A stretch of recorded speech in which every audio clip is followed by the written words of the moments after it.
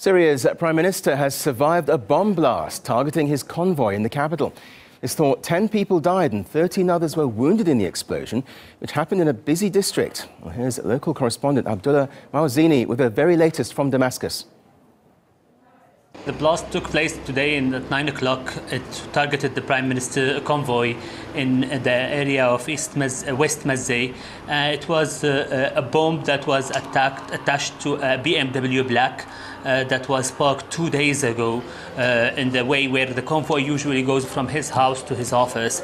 Usually the convoy goes from different routes every day, but this time the driver chose this way unintentionally.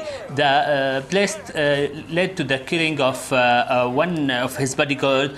That place took place near a kindergarten and a school, and thanks God this happened where the children were inside, so only 2 of them were injured. This place, as its technique and its way, it's very close to what's usually Jabhat al-Nusra, which is a part of the Al-Qaeda group, usually does in Damascus, and how they usually do their bombing.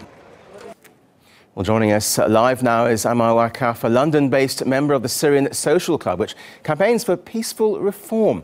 Thanks for joining us. What do you make of the latest rebel tactics in their fight against pro-Assad forces? Well, hello.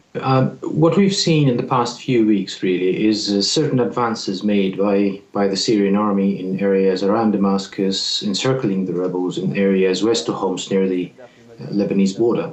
And probably had the Prime Minister didn't, or probably had the Prime Minister been assassinated today, that would have given those rebels a large boost of morale. You know, this has been going on. Top officials have been targeted before. You know, the Minister of Interior, the top brass in the military were actually successfully assassinated back in July. And the tactics have always been there. You know, let's get rid of top officials of the Syrian government, and let's give some people on the ground morale to continue to fight against the Syrian army and Syrian government. You mentioned these things that happened before, and some of these tactics seem to be trademarks of Islamist radicals fighting alongside the Syrian rebels. Just how big is the role of extremists, do you think, in the conflict? Well, since the video that was issued by Ayman al-Zawahiri in July 2011, only a few months into the crisis, calling for jihad and calling for providing aid to the brethren in Syria against the tyrant, in a sense, quote unquote, there have been many attacks. The first suicide bomb took place only 5 months after that specific call. That specific call in July 2011 wasn't taken seriously by the international community, and indeed the first few suicide bombs killing lots of civilians, lots of people, were, there was some finger pointing at the regime being complicit and so on and so forth, up until Jabhat al-Nusra, the known affiliate of Al-Qaeda now, started to take responsibility of such attacks. Now, these people have their own agenda. This is not about, forming a democracy in Syria or having any simple reform or a progressive state. This is about having a state where they have Islamic rule, Sharia rule, and paving the way for spreading that across the borders to other areas in the Middle East and possibly in Europe. These people are gaining ground every day. Now, let us remind ourselves that there are certain Western countries that support those people. A few days ago, there was a video that was leaked of an assassination of Iraqi officers and personnel, army officers and personnel. And in that video, we had suppressed guns being used, we had night vision goggles being used, and all showed up in the video.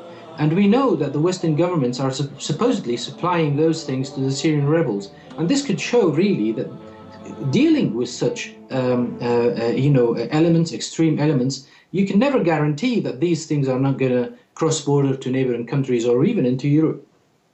And tell us about, these allegations that, America and Britain are increasingly suggesting that chemical weapons might be used. Is this possibly a context for a future military action, even though it hasn't been proven? Well, the Syrian ambassador to the UN, Dr. Bashar Jafari, did point out that probably, or most probably, this is a prelude for pushing the UN to sending like an inspector team, just like the Hans Blix team, and so on and so forth, into Iraq pre-2003, which would be a prelude, for interpreting and misinterpreting their findings and going in there. But what we see on the ground is that actually there is increased evidence that the rebels are again using chemical weapons. Not only a few weeks ago in Khan al-Assal, chemical weapons were used, and evidently the Syrian government did ask the UN to come and investigate, but actually a few days ago as well, in the neighborhood of Barzeh, outskirts of Damascus, where I actually used to live, there was an attack on an army post with chemical weapons, and about 13 people were killed. And nobody's talking about this. What we hear is only that there is a suspicion that the Syrian government is actually using chemical weapons. This also might serve as really covering up for the rebels using some chemical weapons. Okay, Ammar Al-Wakaf from the Syrian Social Club. Thank you very much indeed for joining us here today. Thank you very much.